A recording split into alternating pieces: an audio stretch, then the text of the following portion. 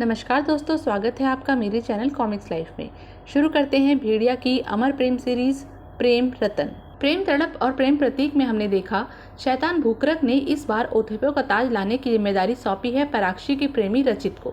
आसाम के जंगलों में हो रहा है नरसंहार। जंगल में आ गया है कोई आदमखोर शैतान जिसकी आवाज से ही दुम दबाकर दुबक गया है जंगल का जल्लाद कोबी। अब आदमखोर का सामना है जंगल के देवता भेड़िया से। भेड़िया ने कहा, हे भगवान, तो यही है उस नरसंहार का जिम्मेदार। कोला कबीले के सरदार ने कहा, आक्रमण। कोला कबीले के कबीले वासियों ने उस शैतान पर आक्रमण कर दिया, लेकिन शैतान के सामने उनकी एक न चली। शैतान ने उन सबको मार गिराया। तभी भेड़िया ने शैतान पर वार करते हुए कहा, जंगल में शांति चाहिए, शैतान नहीं। सभ्यता चाहिए, शैतानियत नहीं। निर्भयता चाहिए, निर्ममता नहीं। शैतान ने भेड़िया पर पलटवार किया और कहा, और मुझे खाने के लिए इंसान चाहिए, इंसानियत नहीं। सुई ने भेड़िया को ढाल देते हुए कहा, भेड़िया ये लो। भेड़िया ने कहा, धन्यवाद नन्हे दोस्त। ढाल से भेड़िया ने शैतान के वारों को रोका। शैतान बोला, वैसे खाना तू भी बुरा नहीं। भेड़िया बोला, तूने कभी वो खाना खाया है जिसे खाते वक्त मुंह में कंकर आ जाता है? भेड़िया ने शैतान को हवा में उछाल दिया और कहा, मैं वही कंकर हूँ जिसे ना तू चबा पाएगा ना ही पचा पाएगा। शैतान ने भेड़िया से कहा, मेरे पंजों की ताकत नहीं देखी तूने? भींच लूं तो खोपड़ी फोड़ दूं, दांतों में चबा लूं तो चट्टाने तोड़ दूं, नाखून चलाऊं तो खाल चीर दूं। कबीले वासियों ने शैतान पर भाले से वार किया और बोले, बहुत चला लिए तूने नाखून। लेकिन शैतान ने कबीले वासियों को एक ही झटके में हवा में उछाल दिया। भेड़िया ने कहा, बस कर शैतान, पहले ही काफी नरसंहार कर चुका है तू, अब और खून खराबा बर्दाश्त नहीं होगा। शैतान ने अपने शरीर से भाले निकालते हुए कहा, खून खराबा ही तो चाहिए, बिना खून खराबे के कुछ हासिल नहीं होगा। शैतान ने भेड़िया पर वार किया और बोला, मेरा दम निकालना चाहता था ना तू, अब देख तेरा दम कैसे निकलेगा। तभी एक कबीले वासी ने शैतान पर एक बोतल से वार किया। उस बोतल में न जाने ऐसा क्या था कि तड़प उठा था शैतान। जादुई असर हुआ था भेड़िया पिशाच पर। वो तड़पता हुआ वहां से चला गया था। कबीले के स्तब्ध लोग भेड़िया के इर्द गिर्द आ जमा हुए। भेड़िया के पैर में भाला लग गया था। भेड़िया सोचने लगा, क्या हुआ? वो अचानक ही भाग क्यों गया? कैसा था वो प्रहार? किसने किया? कबीले के सरदार ने कहा, घबराओ नहीं भेड़िया, इस भाले को मैं बिना दर्द के तुम्हारी जांग से निकाल दूंगा। दर्द निवारक दवा लगाने दो। हम लोग इस दवा का लेप लगाकर रखते हैं, ये कांटों की चुभन के दर्द से बचाता है।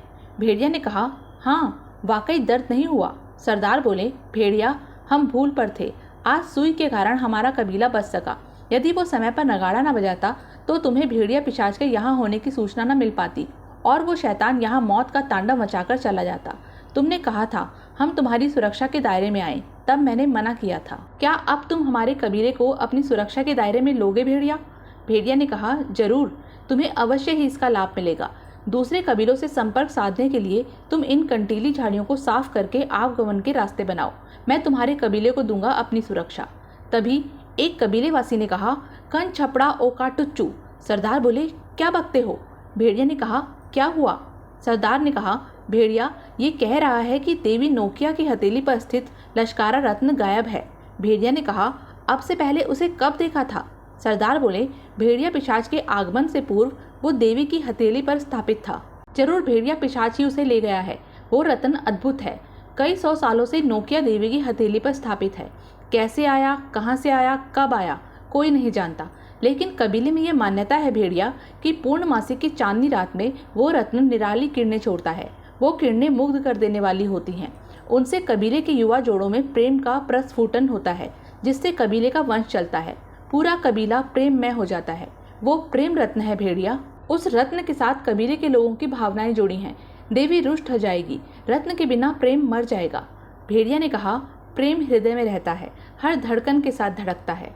धड़कनें रुक जाती हैं तो भी प्रेम नहीं मरता, तब वो अमर हो जाता है। हाँ, प्रेम कभी मरता नहीं, वो अमर हो जाता है, सुकन्या के प्रेम की तरह। भेड़िया के दिल की आवाज किसी के कानों तक पहुंची थी। एक आवाज आई, मैं जानता था आज भी तुम उसे भूले नहीं होंगे। भेड़िया ने कहा, कौन? भेड़िया के लिए वो शख्स नितांत अजनबी था। भेड़िया ने कहा, कौन हो तुम, किसकी बात कर रहे थे? वह शख्स बोला, भेड़िया मेरा नाम सुकांत है। भेड़िया ने कहा, ओह ये धनुष, ये बाण तो बिल्कुल इस बाण के जैसे हैं।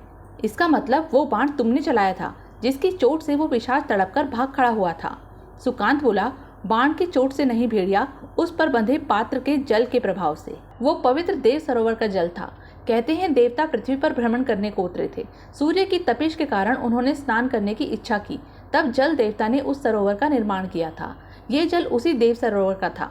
मैं उसे बचाए रखना चाहता था, किंतु यदि इस समय मैं उस पवित्र जल का प्रयोग नहीं करता तो भेड़िया पिशाच किसी के काबू में नहीं आता, और फिर उस जल की अपेक्षा आपकी सुरक्षा मेरा प्रथम कर्तव्य था। भेड़िया ने कहा, मेरी सुरक्षा? तुम्हारी बातें मेरी समझ में नहीं आ रही हैं। कुछ देर पूर्व तुमने कहा था कि मैं उसे भूला नहीं होऊंगा। किसकी बात कर रहे थे तुम? सुकांत ने कहा, जो उस वक्त आपकी कल्पना में थी, जो उस वक्त आपके हृदय में थी, जिसका नाम उस समय आपकी जुबान पर था, जो उस वक्त आपके दृष्टिपटल पर थी, जिसका जिस्म एक शव के रूप में आप बलिष्ठगढ़ में छोड़ आए थे, जिसके प्रेम का आलिंगन आज भी आपके जहन में खलबली मचाए हुए होगा। भेड़िया ने कहा, तुम सुकन्या को किस प्रकार जानते हो? सुकांत बोला, सुकन्या के साथ मेरा खून का रिश्ता है। बहन थी वो मेरी। भेड़िया ने चौंक कर कहा, बहन? यदि तुम सुकन्या के भाई हो तो तुमसे मेरी मुलाकात बलिष्ठगढ़ में क्यों नहीं हुई? सुकांत बोला, नहीं हो सकती थी। पिता के शैतानी कार्यकलापों ने मुझे आहत कर दिया था। मैंने महल छोड़ दिया था और चला गया था पहाड़ों पर योग साधना के लिए। बहन के स्वयंवर का पता लगा तो उसे दुल्हन के रूप में देखने की इच्छा लिए लौटा था, मगर लौटने में देर हो गई। बहन की अर्थी को देखा। मृत्यु पूर्व सुकन्या ने उद्धव का ताज तुम्हें सौंप दिया था। इसी से क्रोधित होकर पिताश्री ने जो प्रहार तुम पर किया, उसे सुकन्या ने अपने सीने पर झेलकर तुम्हारे बदले की मृत्यु स्वयं ले ली। गुरुराज भाटिकी ने उन पर जानलेवा हमला करके उन्हें मरणासन कर दिया था, मगर पिताश्री बच गए। अब उनका एक ही उद्देश्य है, उद्धव के ताज की तुमसे वापसी। ताज प्राप्त करने के लिए ही वो तुम पर आक्रमण करवा रहे हैं। पराक्षी को भी उन्होंने ही यहाँ भेजा था, मगर वो पिशाचिनी सफल न हो सकी। अब उन्होंने भेड़िया पिशाच हैंड्रीर को यहाँ भेजा है। यह बहुत शक्तिशाली है, इसमें सूर्य तक को गटकने की ताकत है। ये सब जानने के लिए देखें अमर प्रेम, प्रेम बला और प्रेम नाखून। सुकन्या चाहती थी कि हमारे पिता अपने दुष्ट उद्देश्यों में कभी सफल न हो। यदि उन्होंने तुमसे ताज प्राप्त कर लिया तो अनर्थ हो जाएगा। ताज के अलावा मेरे पिता भूकरक को तुम्हारी मृत्यु की इच्छा है। इस बात से मेरी बहन की आत्मा अशांत है। वो मुझे स्वप्न में दिखी थी। उसी के कहने पर मैं बलिष्ठगढ़ से योग साधना द्वारा समय यात्रा करके यहाँ आया हूँ, और अब तब तक तुम्हारे साथ रहूंगा जब तक कि संकट टल नहीं जाता।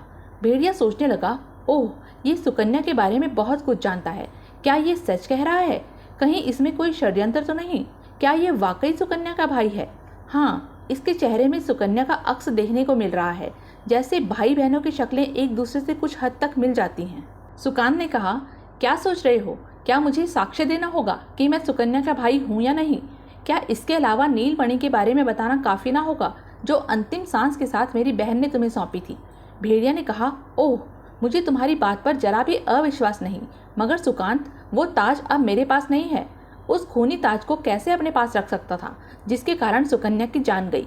मैंने उसे गुरुराज भाटिकी को सौंप दिया था, और कुछ समय बाद माता श्री सुरव्या के शाप से मैं स्वर्ण प्रतिमा में बदल गया था।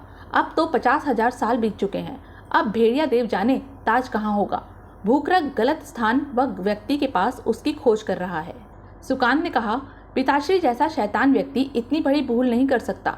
तुम्हारी जानकारी में ताज तुम्हारे पास भले ही ना हो, मगर ताज से आज भी तुम्हारा कोई न कोई संबंध अवश्य ही है। क्या तुम मुझे साथ रखने को तैयार हो भेड़िया? भेड़िया ने कहा, ऐसा कहकर मुझे शर्मिंदा मत करो सुकांत। चलो, तुम मेरे साथ किले में रहोगे। जॉन भी किले में पहुंच चुका था। जैन बोली, उफ जॉन, तुम कहाँ चले गए थे? रात भर मैं तुम्हारे लिए परेशान रही। जॉन ने कहा, जंगल घूमते घूमते रास्ता भटक गया था। रात ज्यादा हो गई तो पेड़ों पर मचान बना ली। जैन बोली, तुम्हें पहले ही आगाह किया था। कुछ खाया भी नहीं होगा, मैं तुम्हारे लिए कुछ खाने को लाती हूँ। जॉन ने कहा, हाँ, जल्दी लाना। जैन फल लेकर पहुंची और बोली, अरे, तुम्हारे शरीर पर ये जलने के निशान कैसे है? जॉन ने कहा, झाड़ियों में उलझ गया था, वहाँ शायद कुछ फल जहरीले थे, ये उसी का असर लगता है। देखो, शर्ट में भी कई छेद हो गए हैं। जैन बोली, ओह, तुम्हें सावधान रहना चाहिए था। तभी भेड़िया सुकांत को लेकर किले में पहुंचा। भेड़िया ने कहा, जैन, तुम यहाँ हो? मैं तुम्हें ही ढूंढ रहा था। इससे मिलो, ये सुकांत है, और सुकांत, ये जैन है। जॉन ने कहा, तुम लोग मिलो, मैं हाथ मुंह धोकर आता हूँ। सुकांत बोला, मेरा संपूर्ण परिचय दो भेड़िया। भेड़िया ने कहा, जैन, ये सुकांत है, सुकन्या का भाई। जैन बोली, सुकन्या? ओह। भेड़िया ने उसे सुकांत के आने का उद्देश्य बताया। जैन ने कहा, भेड़िया, सुकांत को फल खाने दो, मैं अपने कक्ष में जा रही हूँ।